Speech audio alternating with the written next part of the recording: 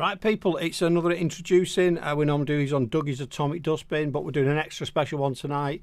Got a band in, he's going to introduce himself, tell us all about what he's all about, where he's come from, where he's going, etc., etc. So introduce yourself.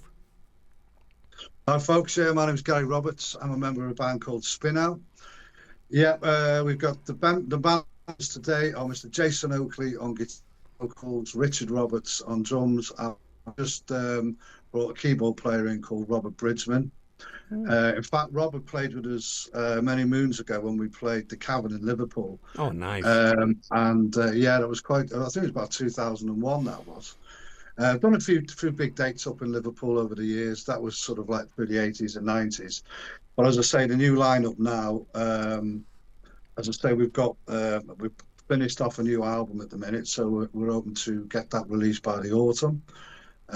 New videos and singles coming out at the moment, so yeah, things are looking good. Excellent. And I'm really pleased with the lineup that we've got now. So I tried to ask you that before and we got lost connection. So how long have you been spinning out?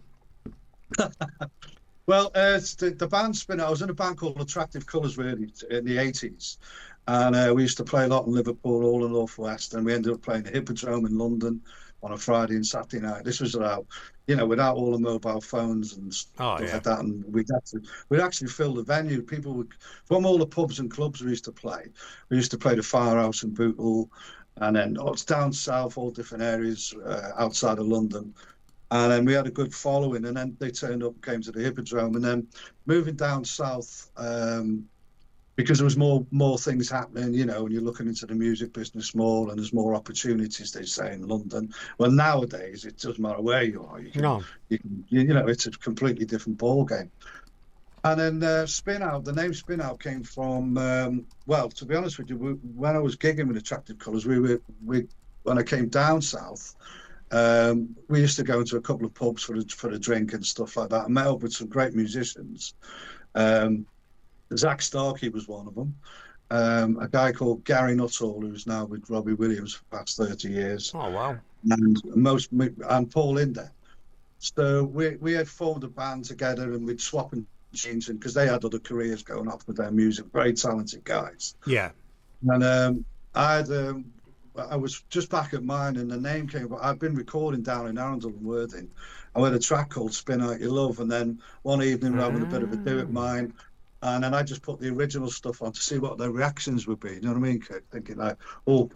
So, and then one of the tracks was called Spin Out Your Love, and then as soon as Zach heard it and then the vocals come in, he said, oh, let's call the band Spin Out. So it's sort of stuck since then, since the 90s really. And then obviously everyone gone off to do their own careers, and then, things sort of shaped out differently.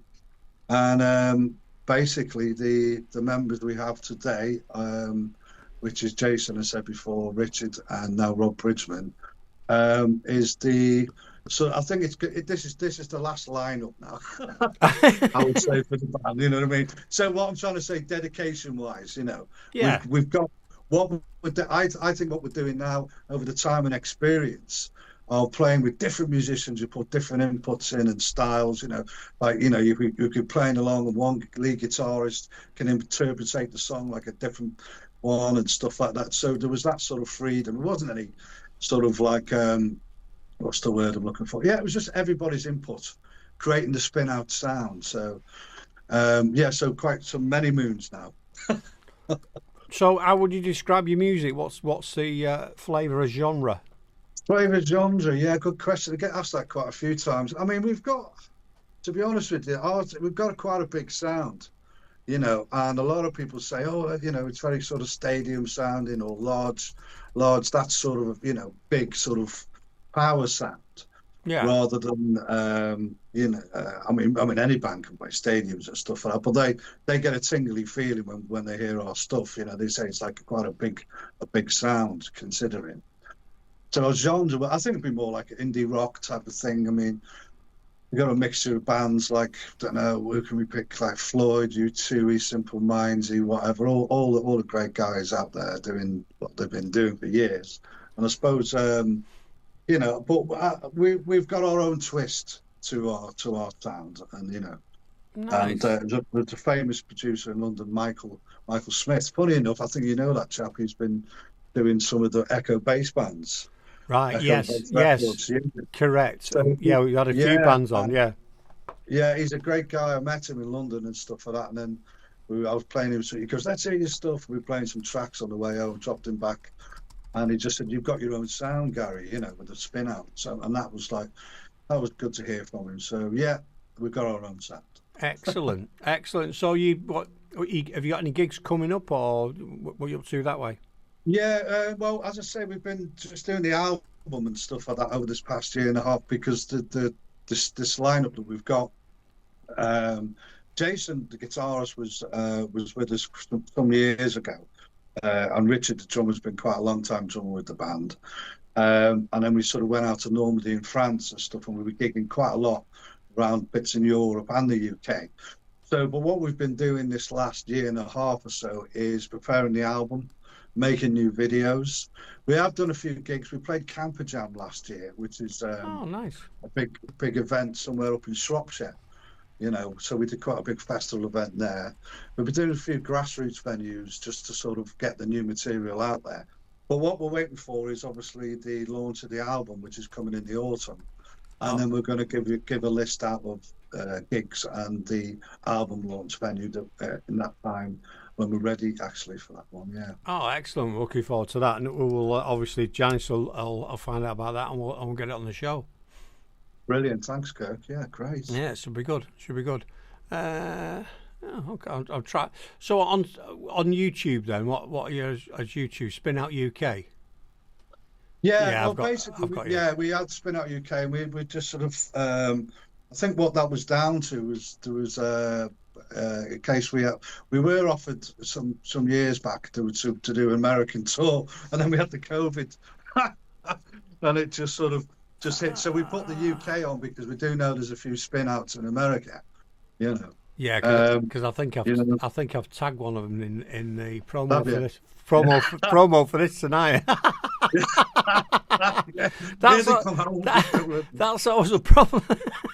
Yeah, so That's that's no worries. it's always a problem, isn't it? You know what I mean? If you get a band, oh, that's them now. Can I tag them in? And they liked it Yeah, and everything. So they must that's, they must think they're getting interviewed tonight, and they're not getting interviewed. So anyway, spin out whoever you are, wherever you are. Yeah, yeah, I've got some of your I've got some of your stuff. I've got some of your stuff on the old. I'll subscribe to that yeah. on YouTube. Yeah, you got quite a lot. Yeah, You got well, some, we put the UK in because we had some tracks played out in different radio stations in the States, and so putting the UK in was the main thing really. Why for the other DJs to sort of separate us from it. But anyway, so that's gone now. So we're branded back as Spin Out, and that was the original name. So we're just going to stick it as Spin Out. So, but I mean, yeah, there's still from the website, it's just Spin Out UK or whatever. But Spin Out's the main name. excellent. No, I'll get that. I'll put that in I'll put now. I know. I'll put that in the show notes. I'll put the link to it, and I'll put a link to YouTube as well. So, Yeah. tell us a bit about the band members. What they all up to generally. Oh yeah, right. Well, Jason, our guitarist, in fact, we're sort of like living in different areas at the minute. So basically, Jason and Richard are down in West Wales near Pembrokeshire. Right. So they're sort of based down there now. The keyboard player is based up in Reading, and I'm down in Bournemouth here. So we Oh, get nice. together. We get together quite a few times monthly. Yeah, so I say we've been rehearsing with the new keyboard player, but we did know him from before. So we're just prepping for the new live stuff. But yeah, they're busy, sort of like Richard's busy, sort of drumming away, and Jason himself and that. But yeah, we've got going back to the YouTube and stuff and everything. So as I say, we're sort of part of Umbrella with Echo Bass. So we're just sort of starting a whole new fresh outlook to what we're doing, Good. But to be honest, over all of the different recordings I've done over the years and stuff, this new album I think is going to be, it's for me personally, checking it back, you know, because you can be your own worst critic. You know what I mean? It's a case Oh, of definitely, oh, definitely. you know what I mean, and that's what a lot of people do. And I'm just absolutely delighted with the teamwork. We recorded down in Narberth, funny enough, a studio down there, a guy called Nick Swannell. And Nick's a multi-talented guy, and he's the guy who's been doing our videos as well. So, and that only sort of happened with the guitarist moving down to that area. And if he hadn't done that, we wouldn't have maybe steamed into the studio and come up with an album, you know, and the video filming that we've been doing. So it's sort of like over the time, it's sort of like happened, you know, without us trying to. Yeah, because it's too much of that. Yeah, because I've got to be careful if you play anything because YouTube will stuff it. But I'm sort of looking at a video. You can tell, yeah, you've got some. What is that? Spinout without love. That's one of your tracks, isn't it? That's right. That's been our first release. Yeah, our first release. Yeah. Yeah. Yeah. But I think it's good to have videos. I'm not going to put the music on, but for everyone out there, there's a quick look at the video. I'll drop a link in it. Very crisp as well. Very professionally done that video. I love videos like that look quite simple, but actually they're not, are they?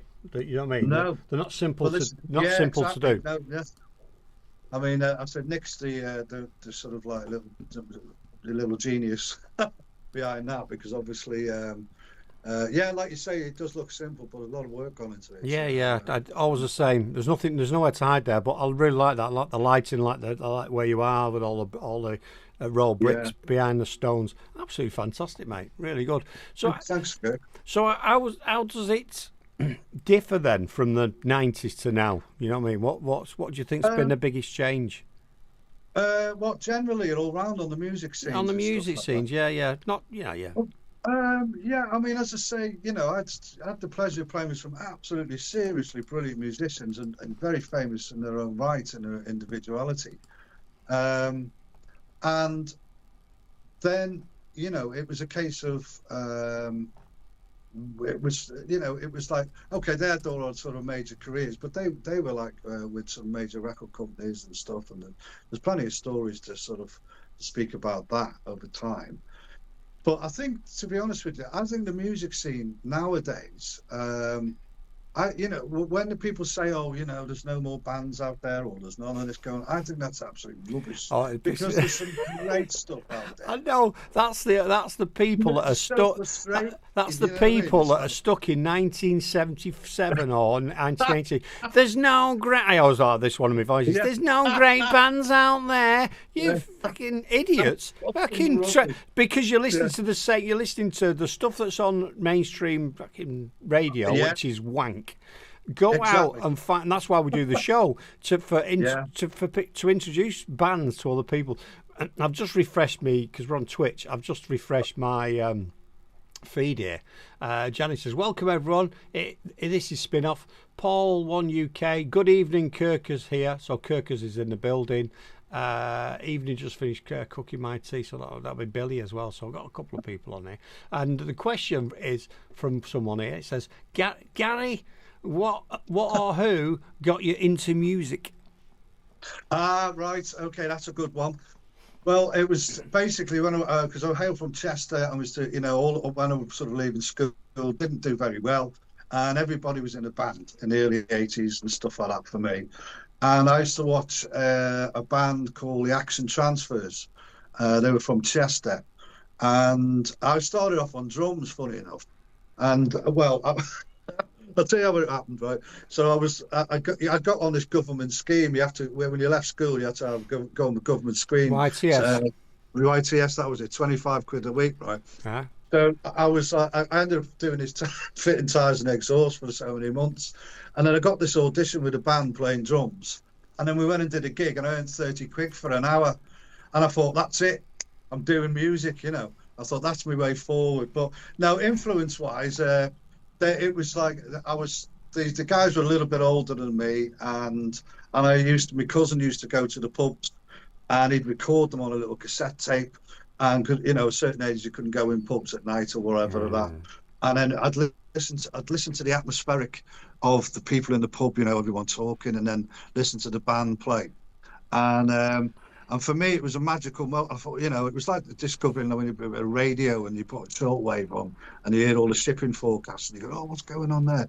And all this type of thing. So it was that thing for me was like, I thought, oh yeah, and my cousin Paul Harrison was a big influence because he lived next door to this drummer called Dave Cool. He was ended up being with the band Spinout, passed away last year sadly, and he was in a band called The Precautions and Action Transfers, and then there was quite a lot of Liverpool bands, and I just thought, yeah, I want to do this, and then I started off on drums, blah blah blah. And then singing backing vocals, and then we played in North Wales at this big sort of little event, then meeting other musicians, met this keyboard player, he says, Gary, you go up front, sing vocals. I would go, no, I can't do it, and all this blah blah blah, and then and he goes, at the time we were using synthesizers, and he goes, wow. I said, what about, I said, let's form a duo, and I thought, what we need a drum machine. So we use a drum machine. I said, what's that? What's a drum machine? And then he goes, well, at least we don't have to pay any extra money for the drum machine. We'd split the wages half and half. And then, so it was that sort of got us going on, and we did have quite a little bit of success in that. And then obviously when I did move down to London, meeting Zach, and then the guitar world came into my head. Then, it was like, right, okay, because he actually played lead guitar with us and stuff. It's funny when we met him because our drummer was moving back up north, and then I met him in the pub and he'd heard about our band, and then he said, we'll meet up for another drink a few days later. And the drummer was moving back, and then I went to ask him, I was a bit nervous. I went, Zach, do you fancy joining the band? And he went, yes, on one condition. I said, what's that? He said, as long as I can play guitar.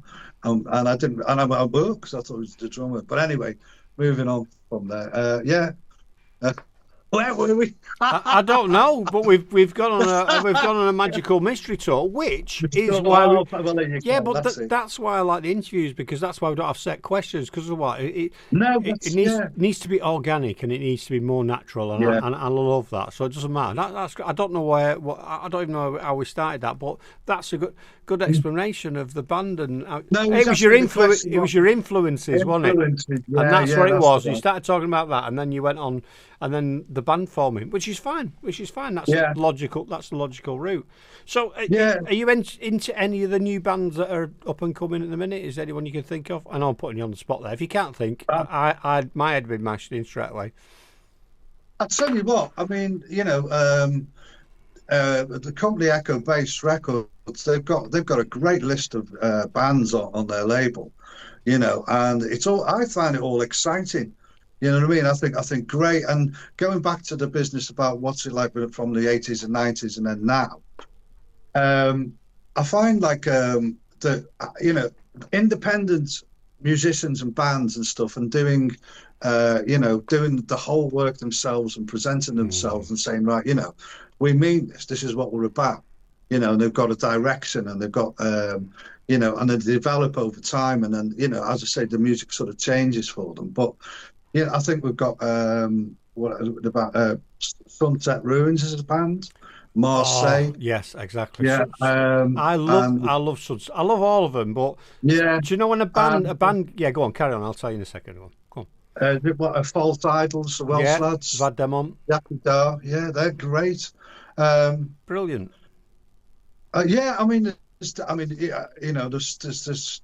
This is what, as I say, there's plenty of great young bands out there, and they're all itching to make the big time and stuff like that. When the main point that I feel that is, if all you need to be doing in your own time is just get on with what you're doing, write more songs, play every gig possible, maybe acoustic, live gigs, pub gigs, this and that, and so, because that's your story, isn't it? Yeah. I mean, sometimes you could be signed to a label, they put you up on this pedestal, and then all of a sudden, dump, and you dropped, and then that people's whole entire beings can be destroyed from that type of thing, Yeah.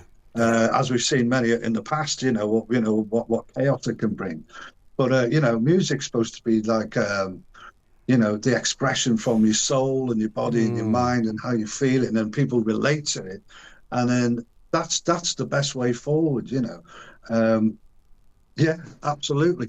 Absolutely. So, Yeah, you're right. It's absolutely. And I was going to say about Sunset Ruins. For me, mm, when I listen to their stuff, they just captured me because I think they've got an attitude. They're almost like I used to like the Jam when the first Jam first came out, and yeah, they've sort of got. I'm not saying they're the same as them, but they've got that rawness of the Jam when they first died, and that you know what I mean. that's it. They're absolutely brilliant, and it's I love them. And Marseille are just up there as Yeah, top lads, absolutely top lads. But I think you're in good company there, Echo Base Records. I think they've set up a good little thing, and they're getting some quality.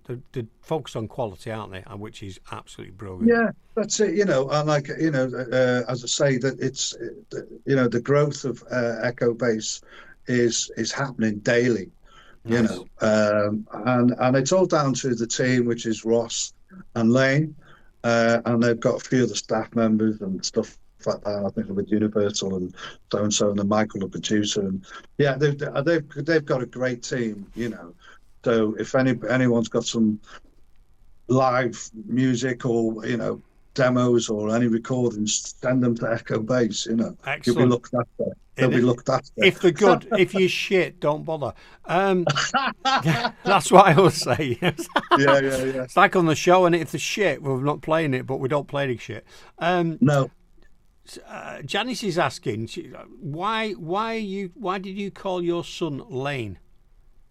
Oh my goodness. Right. Well, I used to work, but I've got a story to tell you. So, when I was moved down to London and we were gigging outside in all different areas, there's a place called Weybridge, and Yeah. I there was a venue we were playing at, and the venue was packed at the night. And at the back of the room, I recognised this fella, and I thought, I know that guy, I know he's recognised his face. And basically, it was Denny Lane from Wings and the Moody Blues. Right. Oh, So, Moody Blues. Oh man, yeah, now you're talking. Wow, go on. yeah. So anyway, so at the end of the gig, I was so excited. I've got to go meet him. You know what I mean? He's there, right in flesh, right in front of me. So I piled over. I said, "It's Denny Lane," and he went, "Yes." He said, and then we shook hands. He said, "That was a great gig, that Gary." He said, "You know what you doing? What you doing tomorrow, or whatever like that?" And I said, "Well, we've got a gig on the following day, but nothing." He says, "Come to the studio."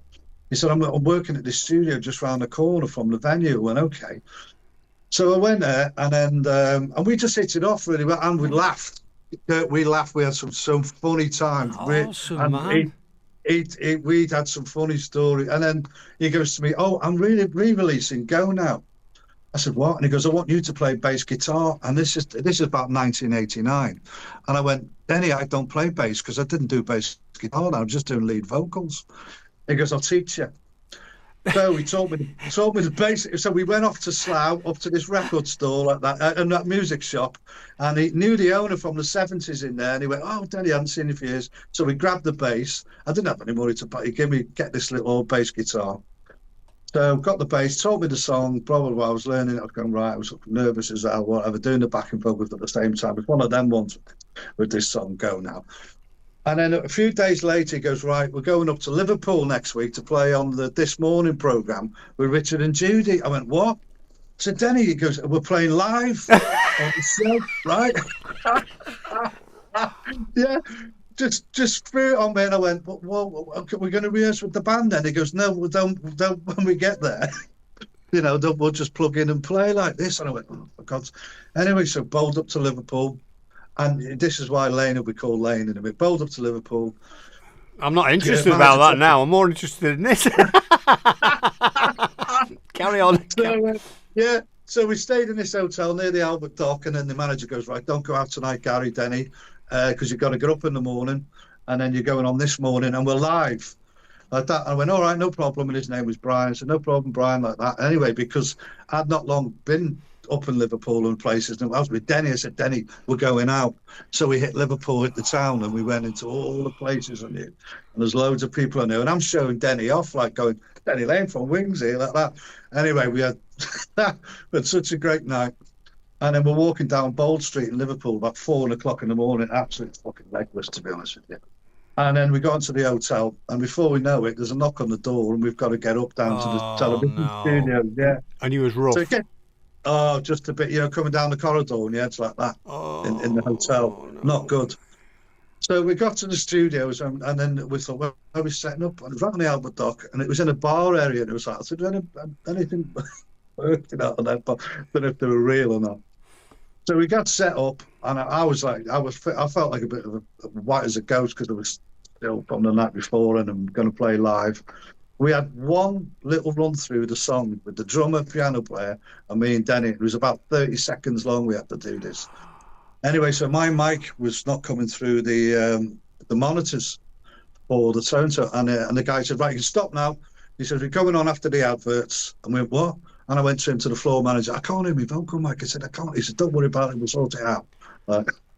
So anyway, it goes, da, da, it goes 5, 4, 3, 2, 1, da, da, da, da, da, da, da, da, da, da, and then pow, and then we're on.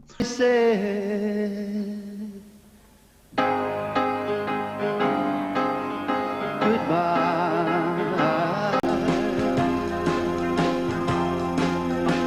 Tell me that you really don't want to end this way. And then Denny comes in, and then for the first sort of like 20 seconds, you know, I thought, God, you know, and because the bass line's quite intricate and stuff when you're in the vocals, it's quite offy, sort of step there, don't, and all this type of thing are going through.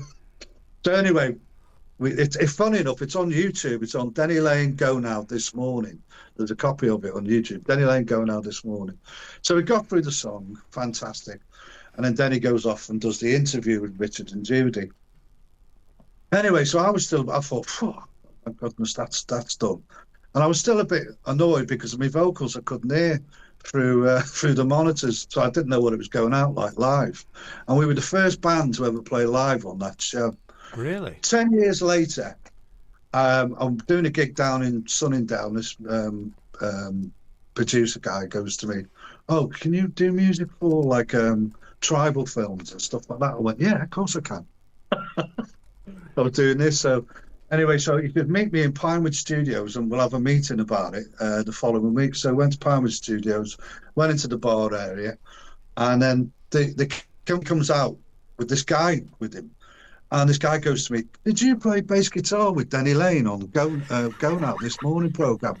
10 years later, I went, "Yeah, how did you know that?"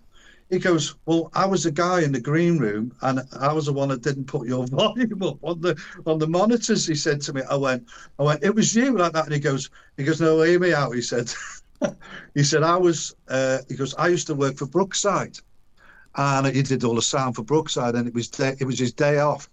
And he didn't get on with Richard and Judy, so he was slowly sabotaging the day through the technical side on the television show."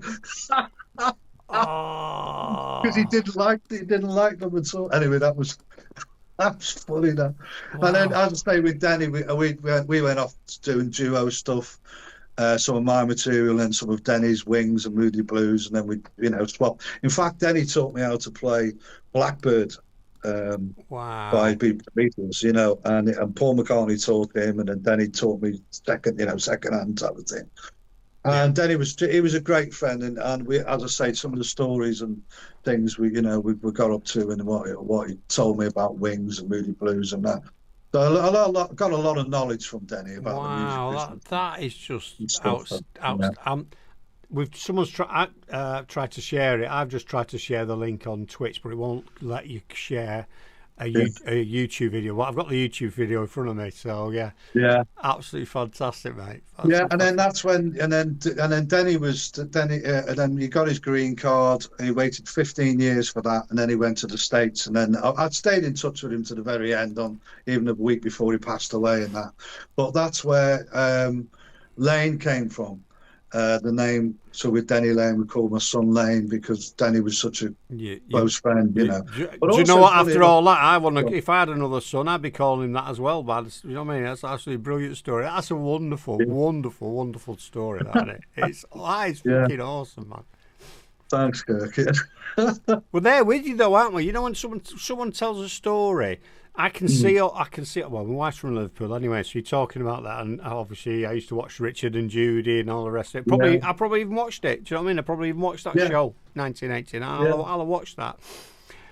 Absolutely. Yeah. Oh man, see, that's the thing when you've got bands it's interesting talking to the new bands that are up and coming because you can have a bit of a giggle with them, get a view. But I think what's really interesting, and that's why we didn't want to do this on the show because it'd take too long. When you've got bands that have got a history, the amount of that's just one story from your career in music, and you'll have hundreds of those because I can just tell by talking to you now. You're a character. You're up for a laugh, and you would have been a character back in the day. So I can imagine there's umpteen stories like that one somewhere. There is. Have you got any more kids? Have you just got one lad? No, I've got Lane and his daughter Charlotte. Yeah, so Charlotte, who's she named after? Who's? Charlotte, yeah. Well, let me tell you, I was doing this gig, and I looked at the back. Yeah. And it was Charlotte Church, and I thought, it's like you, Charlotte. Yeah, no, I'm crikey. I mean, well, like you say, it was like with being a musician, and then just the places you go to, and then you meet, and then things happen. It's like it was just. I mean, there was another story, right? Which are you ready for this one? So we're doing a 3-piece. So there's me, Zach Starkey, and the drummer Dave Cool, and we were playing down in Hastings. So I'm on bass guitar and lead vocals. Zach's on Gibson, Les Paul, and the drummer Dave's on the kit. And this night we're playing this. There's a Hell's Angels bar downstairs and a gay bar upstairs. Oh, right? Jesus Christ!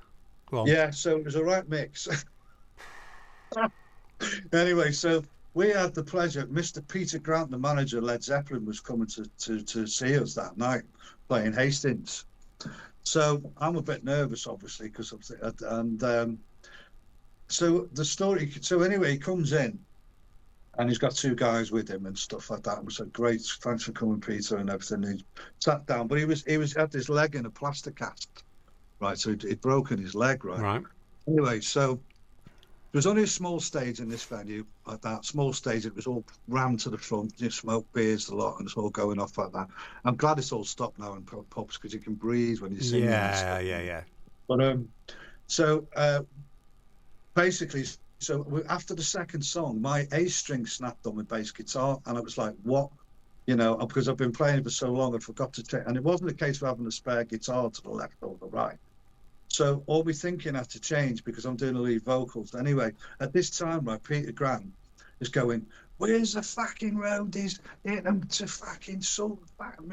He was going mental in the corner about it. Because, I mean, whatever the musicians wanted, that was his Bible, you know what I mean? Yeah. So anyway, so we managed to get through the first set and then change the string. And then the guy who was roadieing with us, another gent friend of mine who passed away, was called the Druid. When he was sort of born, he had no feelings in his fingers, right? So it was okay, still grip and everything. So I had to explain to Peter that Ian's just roadie. He's not like a guitar tech or anything, or in tune or taking like that at that time, right? So don't forget, Peter Grant's got his leg in the plaster cast, and so managed to change the string, blah blah blah, get back on, do the second set. Rocking, absolutely brilliant. There are people falling out of pub and angels and all this, legless, and great time. So we go back down to sit with Peter. So we're sitting with Peter and these 2 guys with him, and then we're just chatting away. And I'd sort of calmed everything down about the roadie not changing the strings. So this is part of the story. So I said, Ian, do you want to come and meet the manager of Led Zeppelin, Mr. Peter Grant? And he goes, yeah, thanks, guys. I said, come here like this, sir. So when Ian, I said, Peter, do you mind introducing Ian, or one of our road crews at that? Goes to shake his hand on steps and falls on his plaster cast leg. And it felt I thought, oh my God, Peter's going to go fucking nuts. Oh my God. Yeah. Yeah, it was one of them embarrassing moments but we had a great gig. Yeah, that I normally ask what's any disasters on stage, and that's an absolute cracker. Absolute cracker. Yeah. One of my favourite questions, I ask it every week on every single show, and I'll ask you the same one, is if there was a zombie apocalypse, which band member would die first? Our drummer. Yeah. I love that question. I love it. We had it last week, right? Where there was only one person on, and he went, "Oh, I'm not quite sure. I can't remember what he said his name was. I think it might be Ben. Ben. Anyway, the other guy came on, and I'm going to ask you the same question, and he said the same person. And it always happens if you had all the band members to hear, they would all say the same person you just said. It's the bizarrest question. Yeah, it happens all the time. Yeah. It's wonderful. I love it. Wow. It's a stupid question, but I ask it every week. It's one of our trademarks. It must be your lad here, FC Lane. He says, Zach is Ringo Starr's son, for those not aware. Well, there you go. That is a name dropper, isn't it? Bloody Ringo's son. Wow. That's right, yeah. Amazing, mate. Amazing. Oh, I'll tell you what, I can chat to you for hours. You're bloody unbelievable. You need to write a book. You need to write a book or do it. Go on. Tell you, if that's all right, Kirk. Hey, fucking crack on, mate. This is great content. You sure? Okay, right. Yeah. My dear friend Paul Inder Killerminster, and basically Paul, I met him through a guy called Chris Hill. We were doing this gig venue. Paul's done loads of. He's worked with everybody. He's done a lot. Great producer, amazing guitarist, and a great friend. Anyway, so at the time when he came in, Paul, we got together, another 3-piece, and we were offered a gig in Ealing Broadway College, and we were supporting Benny King, right? You know, the Benny King Stand By Me. Stand By Me, Benny King. Yeah, wonderful. Yeah. So, anyways, we got to the venue in the afternoon, and it was at Ealing Broadway College, so it was a big, sort of like reasonable sized stage. And Benny King's band, there must have been about 10, 12 or 15 of them in the band, right? You know, brass section, keyboard player, bass player, 2 guitarists, 3 vocalists, drummer, percussionist, you name it, blah, blah, blah, blah. And the stage was full of all their equipment. So as we were walking up to the stage, we've got a couple of amps, guitars, and the drum kit. And we said, they're doing sound checks, and we said, is it okay if we can use your backline or put our, whatever on for the kit, the breakables for the kit? And they all went, no. Like that. They were like, no. We went, what? We weren't expecting that sort of reaction. And we thought, right, okay, so where are we going to set up? There's no room to set up on the stage. So eventually what we did is the drummer was on the side and the wings with the kit. Paul was on my right, and then I was sort of like just on the edge of the stage, like, like bunched up type of thing. So anyway, we the audience come in. It was about 800 people in front of us, all standing on the stage, and then we were doing some originals and then some great rock and roll classics or whatever. Like, so Paul just was Hendrix right through and through, just put them like that piece of cake for Paul in guitar playing. Anyway, we rocked the night, and they were shouting for more and more and all this type of thing. And then, so I said, no, ladies and gentlemen, I said, thanks for your support. Blah, blah. We've got the legendary Mr. Benny King coming up next, live on stage. He'll be with you very shortly. Everyone's going, hey, like this type of thing. So we walked off, and then I was going up the stairs, and Benny King was coming down the stairs, and he grabbed hold of my hand, and he goes, hey, Gary. I said, yeah, Benny. He goes, you've got a great band, my friend, absolute great band. He said, I love your band, Gary. I said, have a good one. And then he went on, right? So about 3 or 4 songs into the set, right, people were starting to leave the venue, right? And we were looking from, I know, yeah. We would go, what's going on? Because it's like Mr. Benny King himself, right? And what it was, the all our musicians weren't quite together, and I think it's down to their attitude as well. Yeah. And how they, being a bit sort of, what to call it? Tossers. Anyway, so there was quite a few people that left. So at the end of the night, I go up to the office to go and get our wages, because it's a bit like one of them. So we went into the office, and Gary Knowles was sitting behind his desk, and that. I said, he said, it was a great night, that, Gary. He said, I'll tell you what, I wish I'd have given you the $2,000 or whatever, how much it was, to stay on and play longer, against Benny King, and I was going, what? But, I can say that was awesome, man. Awesome. Rock and roll moment, but I think you're right about that, because if they've got that attitude, you can't set up and everything, so they put you on the back. They put you on the basically on a back foot straight away, haven't they? Because they're all up themselves. Yeah. And people. That was it. And I think their attitude was a little bit sort of, it was like, oh, hold on a minute, it was a bit sharp, and then obviously, I think he was doing. Well, and then obviously it must have come out, from with when they went on playing live. I mean, Benny King, legend. You don't have to worry about Benny. He always does his bit, Yeah. what did do, and but it was the other guys, you know what I mean. And I think people probably picked up on that, but it wasn't gelling. They didn't gel, if you get me. So. Yeah, definitely. But it sounds like you smashed it anyway. That's absolutely Yeah, brilliant, man. yeah. Absolutely Paul, brilliant. Paul's the main man, yeah, on that one. And Wow. yeah, but there was a great time with me, Jason, and Richard, obviously, because bringing back up to date with everything. I've got loads of stories. So, but Oh we no, were, I we were can out in tell. I Normandy. can tell you have, mate. Honestly, and I just straight away, I can tell you've got lots of stories. We were out in Normandy in France, and we were playing in Bayeux, and Oh, it's nice. I basically like it there.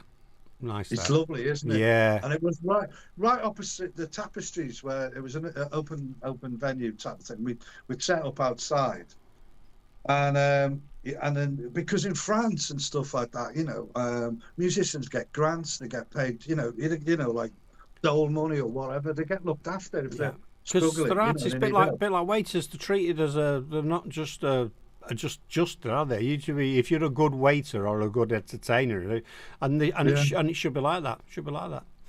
yeah. And we set up outside, and we thought, and we said, was this allowed? So and so, and the guy who owned the venue said, yeah, just fucking do it, just play. And so there's one moment we set up outside, and then people were gathering, and they were coming in, and we were just playing, and we thought, okay, great, this is great. And then we were a little bit suspect at first, thinking what's going to be like. And then there was one bit, and there was these about 4, 5, 6 guys walking down we could see them walking down the road with the French flag, right? They're playing tonight as well, aren't they? And they're walking down the road with this French flag, and we thought, oh, wait, well, we got some conflict going on here, where they're coming up to us. And we're still playing like that. And we're looking, and we're going, okay, like that. And anyway, so we just finished the song, and they were going, gentlemen. And then they gave us the flag, you know what I mean? And it was, what a wonderful moment that was. Yeah, A lot of people slag the French off, but avoid Paris and places like that. Go to yeah. some little places, and you'll get treated. If you treat them right, Yeah. you'll get treated right. They don't. Normandy, exactly. They don't like the Yanks though, because they're fucking rude. No. We had some next to us, it might have actually been there where you were, and they come and sat down. And you're like, yeah, they want fucking own the fucking world and give us this and give us that treat. Talking to the waiters like shit, and I'm thinking, They did. Yeah, I've noticed that. they ignored them for ages and they pampered us. But that's funny because the tapestry, I remember seeing it. This is bizarre when you're younger. I remember seeing that when I was in history and everything. Never in a million years did I ever think I'd go and see it. And when I went to see it a few years ago, I was like, oh my God, look at this. I know, You yeah. know what I mean? It blew my mind. It blew my mind. It So, truly is, yeah. And we had it was Len Surtees who was with us, and now Len's been a great musician and friend over the years. Len was with the Nashville Teens, and also he did an album with Peter Green, with Mac Guy, called Kathmandu album. Len played bass for quite some time. Well, I had some funny times with Len, but yeah. So Len was over with us at that time in Normandy playing as well. Yeah. And then what was the? Yeah, there was one other time when we were playing. Where was it? Up in? When we did the Hippodrome years ago. They got no advertisement, no medias, none of this social. People would say, "Oh, get there now," type of thing. We had quite a lot of people coming to the venue, and what we actually did is, because some people came up to us and said, "Gary, there's so and so from this area. They've travelled all the way, and the venue's full. They can't get them in." And so we'd opened up the fire exit doors at the back of the Hippodrome, letting them in 5 at a time, through the backstage area, because there wasn't all that too much CCTV going on there. yeah. And all the coverage from the doors. But yeah, some great times. It sounds like it, mate. It sounds absolutely wonderful. Really does. I know you're not name dropping, but No, not at all. the people that you've, because you should talk about things, but the fact that you'd ring in talking about those people in the conversation, you've interacted with them, networked with them, worked with them, sang with them, whatever. Yeah. That is fantastic, isn't it? And the great memories as well for you to cherish then. Yeah, I mean the good thing about it is that, and that's only down to being in a band. If I wasn't in a band, these things would have never happened if I didn't become a musician, and if I didn't get out there and gig every little gig or any venue that was possible. Then I mean at the time that's why we was in the network in the pubs and the clubs and the venues. Correct. Because you couldn't as I say, it's fascinating now, all this technology that we've got. I mean, it is a big bonus, you know what I mean? Because, whereas before, you'd be meeting people and go, oh, right, okay, when you're available and stuff like that, or, you'd have to go to the venue in person. Yeah. You couldn't send them information and stuff like that. And I think it's fascinating that people can, musicians can get their own music out, control their own destiny, which is really important. And there was always something that Denny used to say to me. He said, if there's something you've recorded that you don't like, because what obviously with a record label, you get, listen, there's some fantastic record labels out there, and one of them is Echo Based, who are very much into their artists and what their artists need, 100%. But you get some big majors who throw down the rules and this and blah, blah, blah, and all of a sudden doesn't become your own.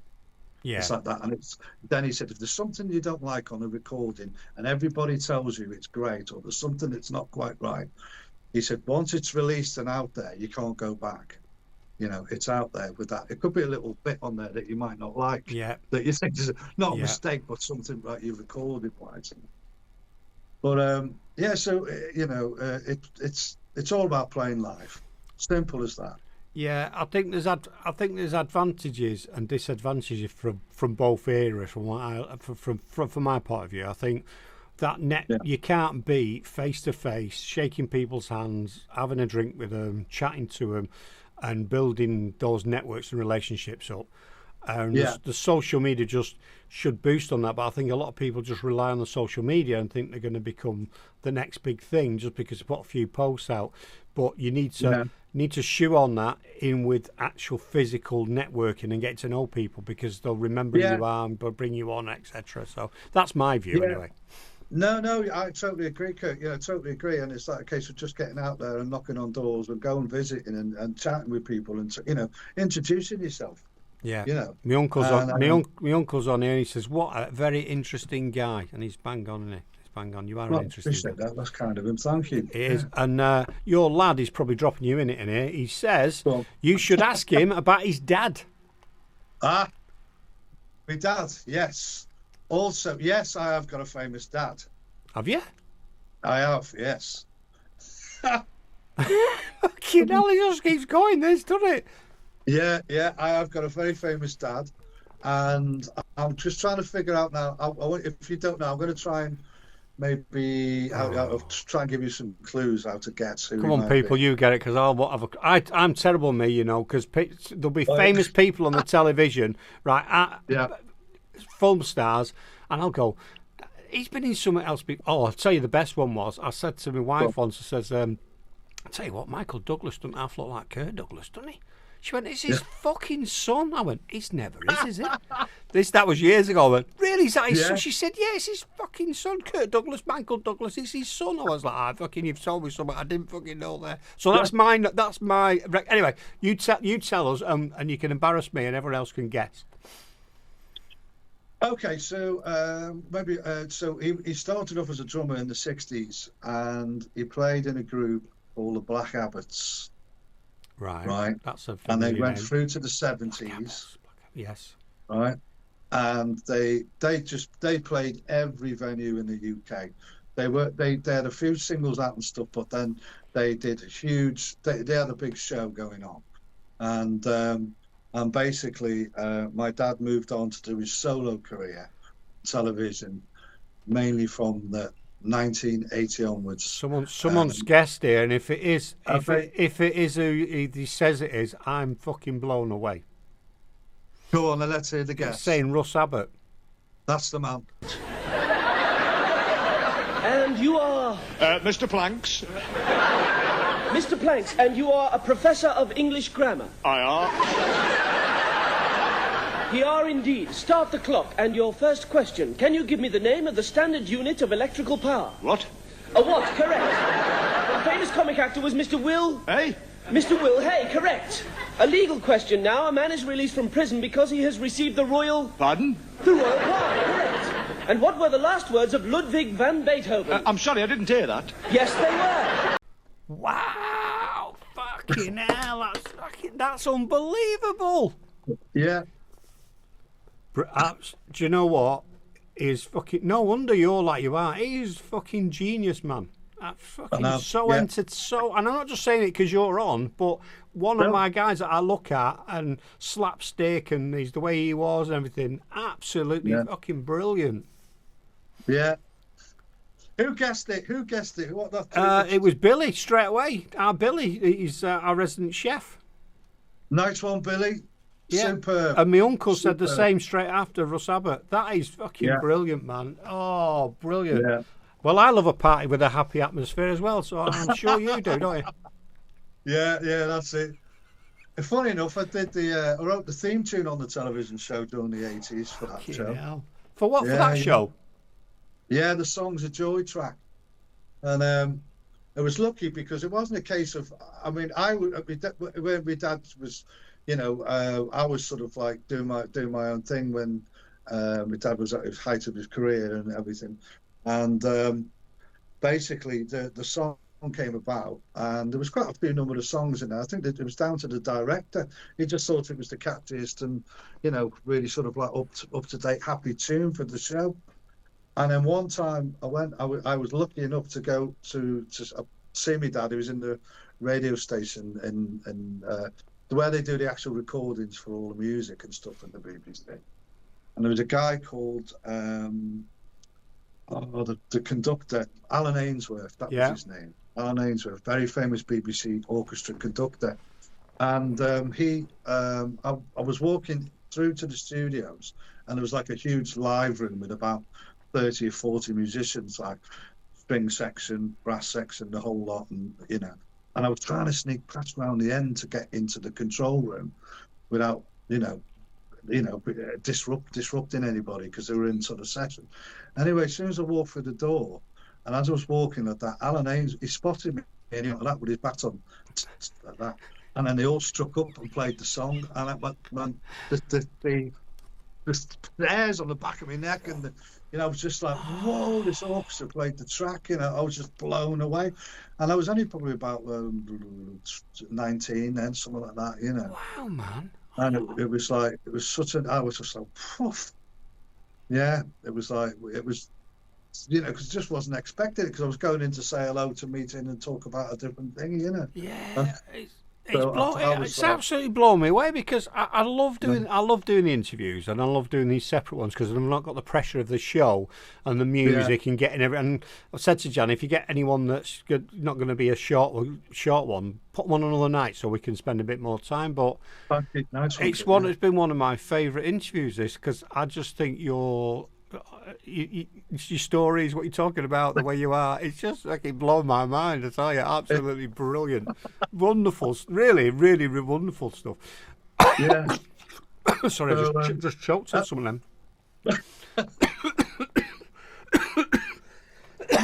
Oh, get some water. That's it. Oh, sorry about that. I had a bit of chewing gum I had a little bit of chewing gum in my mouth and I inhaled it. That'd have been interesting, wouldn't it? Croaking it. No one to give me the Heimlich movement. Get behind it. Johnny says, does he still live in Portugal, or did he live in Portugal? Yes, he's there. Yeah. All good. Yeah, he's there. I don't blame him. So, we're going to be seeing him over the summer. Well, as I say, I know this means absolutely fuck all to him, because where he's been. But tell him thank you for the laughs, and he fucking brightened my fucking child up, and as I got older with the fucking ridiculous stuff he used to do. So tell him thanks from me and everybody else that is probably like me as well, because he's brilliant, absolutely brilliant. Aren't you a lucky guy to have him as your dad? So. I am. I really am. Yeah. I truly am. And Lane's very lucky to have you as his dad, so he'll be able to go on another show and say, my dad, he'll be talking about you, and everyone will know who you are, won't Yeah, that'll be things. Any more questions there? Anyone have got? We need to ask you some more questions. I'm just, I've lost the plot. I really have. So when the album gets, the album's going to, because it's about your music, is the album going to get released later on in the year? Then you said October time. Is it later in autumn or? We're gonna have, there's 12 tracks on the album. It's called, the title of the album is called Into the Daylight. Which is behind you. It's a good one. Which I like is that. behind me. So that's a promo title for the album. So basically, we have got. I said there's a video now, Without Love. The second single's not long been released, which is called My Head Is Spinning. And then we've got the next tracks, which will be the title for the album, Into the Daylight. So that's coming up with a video. We have a track called Reach for the Stars, which will be coming out, and a video for that. And our final hit before the album comes is a track called All I Ever Wanted. And that's collaboration with Jason Oakley, Richard Roberts, myself. And the three of us have come up with this great, I'm going to say it's going to be a great album. I'm looking forward to it to be aired. You've got me chomping at the bit now, because I can't wait till it comes out, and I'm sure Janice will send it to us. So Rossa says, Reach for the Stars is a bit special. So that's always a good recommendation, isn't it? When the record company's telling you it's a good track. Certainly is. Salute that one. Salute. Absolutely brilliant. Someone did ask a question earlier on, and we got sidetracked. So, how many guitars have you got? Because we find that musicians don't just have one. It's a bit like me with motorcycles. I've got two. I had three at one point. But yeah, how many guitars? I mean, over the years, I mean, just you can never have enough guitars. No, that's the thing. Never have enough. I've got about five bass guitars. I got two three electric 6 strings, and about 4 acoustics and one 12-string. Yeah, they're my main guitars and go-to stuff. Yeah, excellent. I thought Janice was blown away by the interview with this next bit. Then I understand what she's saying. She says, "My head is spinning." And I thought, "Oh wow, what's wrong?" Is on tomorrow night's show's playlist. So there you go. So we're on. Oh, wonderful. Yeah, I look forward to for the feedback from that. Yeah, see, I'm trying to learn the drums as well at the minute. I've been sort of... right. See what you should do. We should have an interview and get Richard and Jason on. That'll be good at some point, and then Richard could give you a few little tips on the drum kit or whatever. Richard's got some great stories. I bet. I'm talking about drums, yeah. And he's my brother, by the way. He's my younger brother, right. Richard. So there's two of us. So we were going before Oasis. We just didn't want to sign any record deals. I don't blame you either. I don't blame you. You've had more fun than that as well. Yeah, exactly. So in your career, then, all the people who play, who's been your favourite to either support or play along with or supported you, type of thing? Oh my goodness! And that's a tough question, I know, because there's so many. Yeah, that's difficult to sort of like pick out one for one, because each moment or gig it's had its. I'll tell you what then, rather than saying it's the favourite one, give us an example. How's that, right? Because you'll have loads of them. So rather than us singling one out and saying that was the best. Yeah, I think. Let me think now. I did enjoy. Without the band, I played. I think it was at the Liverpool World Music Festival in the year 2000, and I played with some guys, clandestine and Native American Indians, who are like real Apache and Mohawk, original, and there was Apache, Mohawk, and stuff. Clandestine, they're called. And I remember when they come over and stuff, and it was great because it was like a, with the world music type of thing. They come on. I did a bit of an acoustic session with them, and then they come on and then put this drum in the center of the stage, and they do their dance before the show began. And they're going, hey, yeah, drum, yeah, and they're all in the, full brigadier and all the feathers and stuff like that. and it was just a special moment. But they were marking their ground.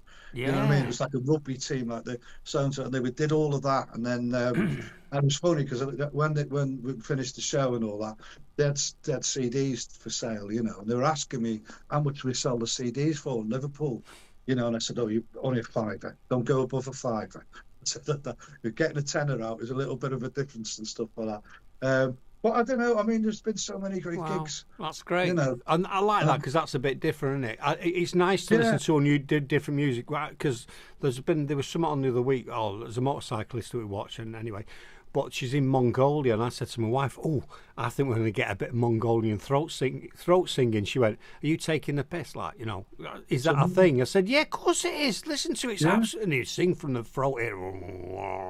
Yeah. Oh, and it's just you think, "Wow, that's amazing." Yeah.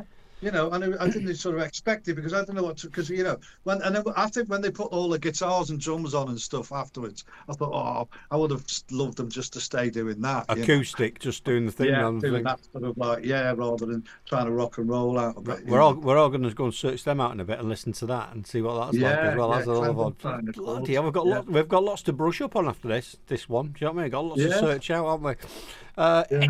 Well, I'll tell you what, I've asked you loads of questions. Is there any questions I've not asked you that you want to talk about? Do you know what I mean? Is there anything you want to promote?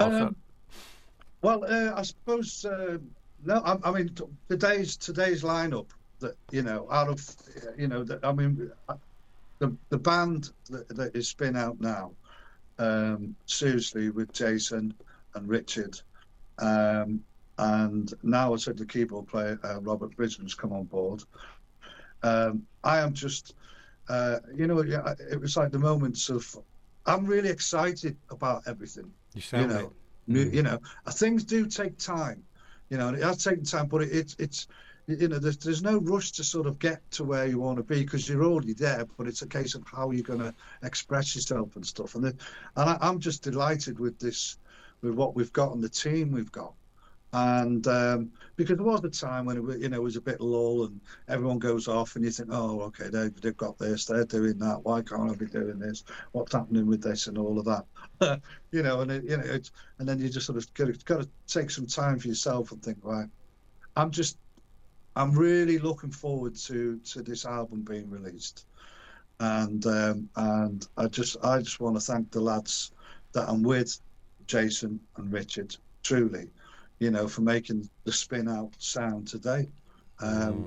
That's my message. Sounds good. And what's really nice is you're at a point further on than lots of people, and you've had all that stuff behind you, and to still see you excited about a project that you're working on is brilliant. Because and I think that's why I like to do the interviews, because people might listen to a track and go, that's great, but they need to see this, they need to feel your passion, need to get it over. Because well done for still having a passion after how many years you've been in the industry. And the ups and downs with it and everything. Yeah, thank you, Kirk. Yeah, well done. It'd be great to, you know, at some point, you know, we'll get the lads on for a chat, because I'm sure you'll have to. Definitely, just because we do the interviews and we don't just do them as a one hit, so we just don't have people on once and never have them on again. If bands want to come on again, or they want to have a conversation, or we do it on a different night to the show, that is brilliant as well. And I think that I'm more than happy to do that. So chat to Janice and Echo Bass, and we'll have you back on again, because for me it's great. You know, I give the time to do it because it's great content for what we're doing. It shows what we're about. It brings new bands on and new projects on, and so that's why we do it, for the love of it. And that is exactly for the love of it. That's what it's all about. For the love of it. You're right there, you're right. Yeah, I say to people, because I've been doing. I started doing podcasting 2011, audio podcasting, and did a radio, and then we started doing live streaming. I wanted to do live stream. I wanted to do video, and my wife said to me a few times, "You must really enjoy that." She said, "I said, why?" She said, "Because you're still doing it. You just do it every week." Yeah. I mean, to be fair, and it's probably like you on stage. Some days I can be in the house and go, I just can't be fucking bothered tonight. I really can't. Oh no. Then I come in, lights come on, whoosh, here we go, showtime, and no one would ever know. No one would ever know. It's because you just have to. Not the stage. It just kills you, doesn't it? It's like music is the medicine. Yeah, and then I come out and go, I really enjoyed that. I really enjoyed that. It was fucking great. One of my best shows. I mean, last week was one of my best shows, and a load of shit in my head. I won't talk about it because that's not what it's about. And my head was cabbage with some things that's going on. And I did the show, and at the end of it, Janice went, "That was a fucking great show tonight." I said, "Yeah, it was fucking brilliant." And the next day, I said, "This is going on, this is going on, this is going on," but you'd never know, would you? And she's like, "No."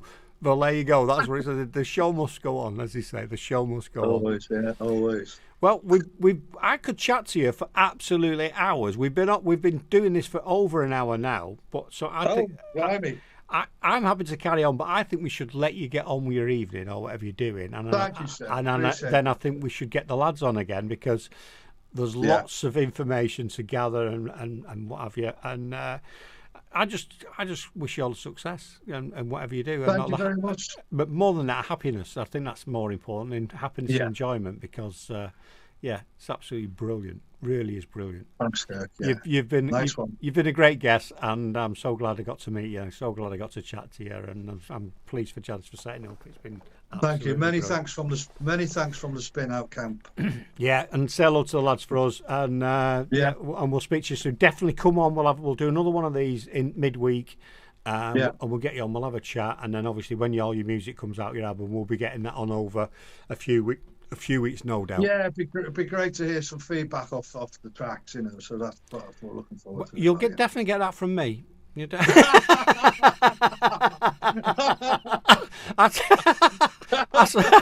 I'll say as it is. I really do say as it is. And if I say I like a track, it's because I mean it. And it only happens every now and then. Every now and then there'll be a track playing, and I'll take it off, and I go, I'm not playing the rest of that. I just think that's atrocious.